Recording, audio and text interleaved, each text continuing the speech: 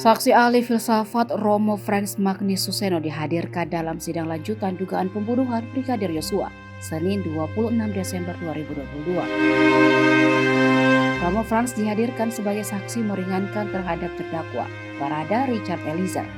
Dalam keterangannya ada pernyataan menarik yang diutarakan Romo Frans tentang lembaga kepolisian. Romo awalnya membahas tentang filosofi moral, yang mana ia menghubungkan antara perintah atasan kepada bawahan. Ia mencontohkan ada orang atas perintah orang lain menembak mati seseorang. Secara etis, orang itu sendiri kualitas moralnya harus dinilai bagaimana. Di sini pelaku diperhadapkan pada dua norma. Pertama, menembak mati orang yang sudah tidak berdaya tidak bisa dibenarkan. Kedua, diberi perintah oleh orang berhak memberi perintah supaya melakukannya. Dalam etika normatif ia harus bisa menolak. Namun di situasi itu melaksanakan perintah adalah budaya yang ditanamkan di dalam orang-orang instansi kepolisian misalnya.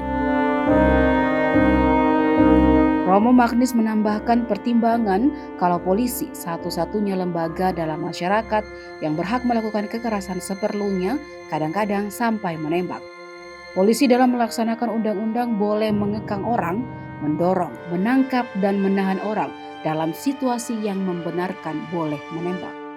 Bagi seorang polisi, rem psikis dalam menembak mati orang tentu lain daripada orang biasa yang tidak dalam situasi itu.